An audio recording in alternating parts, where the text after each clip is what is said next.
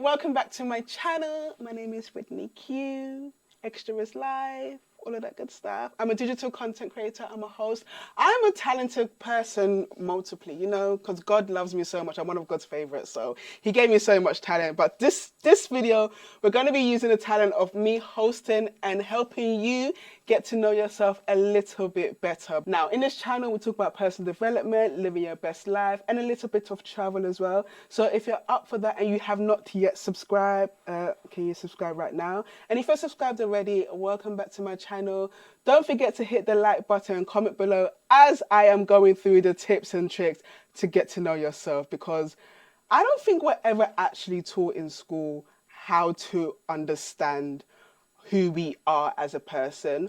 And how can you expect to interact with other people if you don't know who you are? So I think it's very important to spend some time with yourself, getting to know yourself, understand your true self so that you can make better decisions that is in more alignment with you, set more meaningful goals, and live a fulfilling life. So let's get into the tips. I'm going to give examples of things that I've done in terms of getting to know myself, because I had to go through a journey and it's not been an easy journey, but I'm here now and I'm ready to share with you. Number one is to reflect on your values. What are your values? What is it that you are very, very passionate about?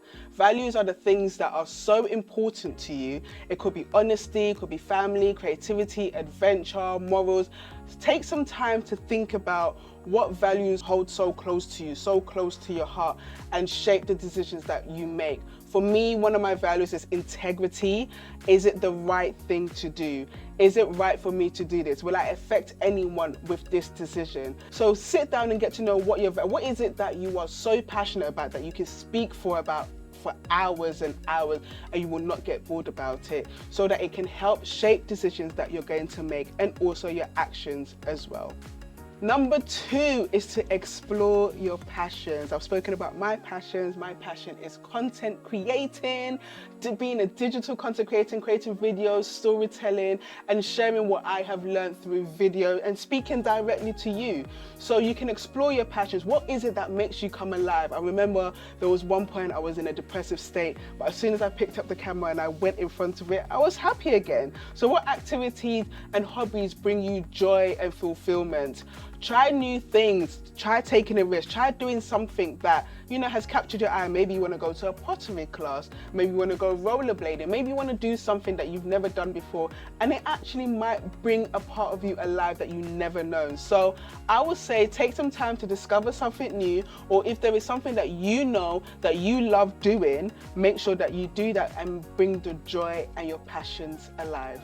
If you're enjoying the content so far, please do me a favor and hit the subscribe button. We have a community here in terms of living your best life, personal development, and also just tips and tricks into just getting through the day to day, because we live in such a busy world. The hustle and bustle is there. It's always going to be there, but sometimes we need to slow down and take time for ourselves, and that's what this channel is all about. I want you to be your best self so that you can be your best self for others, okay? So hit the subscribe button. Tip number three is understand your strengths and weaknesses. Now, this can be a bit tricky, because understanding your strengths, you can know that, okay, maybe this is what I can use to make money or to make the world a better place.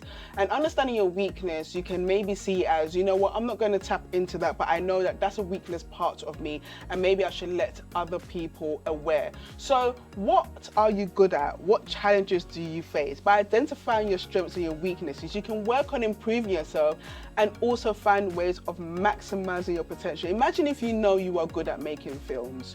You can do it in your sleep with your eyes closed. You could be the next blockbuster, I don't know, the Hollywood champion, or you can win an Oscar. The sky is your limit when you know exactly what your strengths are and knowing that you can work on improving it. And also, if you know that you're weak at something, maybe you're weak at writing, maybe you can just practice writing every single day.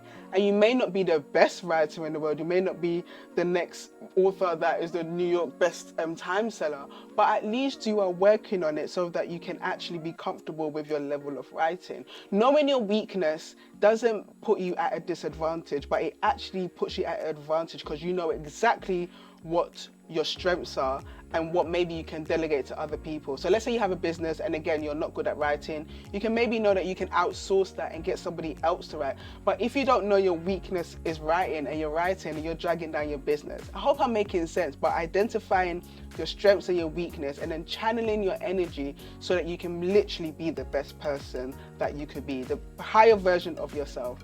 Tip number 4 is practice self-reflection. Self-reflection, I feel like people tend to do this towards maybe the end of the year, seeing how far they got to, what goals they achieved, what goals they didn't achieve. But I feel like self-reflection is something that you need to continuously doing. It is such a powerful tool in getting to know yourself, taking the time each day to reflect on your thoughts, your emotions, your experiences. You can do this by journaling. I have a journal that has got some prompts in there that asks me what went well today, what didn't go well today, how are we going to make tomorrow a better day if today wasn't a good day. You can also do this through meditation or simply taking a few minutes to be present with yourself. So practice mindfulness is something that I have spoken about in this channel before. So in terms of reflecting, you are then understanding you as a person, the person that you see when you look in the mirror, and you can be totally honest with yourself. And tip number 5, and this is my favorite tip, favorite tip, is embracing your authentic self. Now, you know what, I'm not for everyone. I'm bubbly, I'm extroverted, I can talk for days, but I know that that's who I am and I accept who I am. And it's one of the most important things you can do for yourself is just to embrace who you are. Don't try to be like anyone else. Don't pretend, because there's only one you. When you embrace your true self, you can live more of an authentic life and fulfilling life. And embracing your true self also involves not caring what other people think, which I'm going to touch on in another video.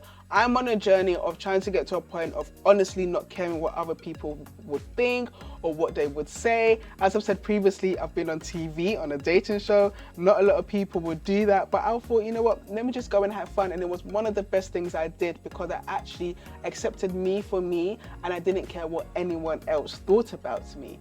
Anyway, there you have it. Here are some tips on how to get to know yourself. Remember, getting to know yourself is a lifelong journey. You will change.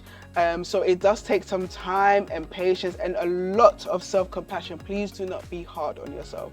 If you have any ideas, please feel free to share them in the comments below. I do read all of my comments and I will reply you. So I'll get to know you. I'll get to know your names. I'll be like, oh, you're from there. And let me know where you're watching from in the world. I'd like to see where the YouTube algorithm is taking me to. But thank you so much for watching, and I will see you in my next video. Bye.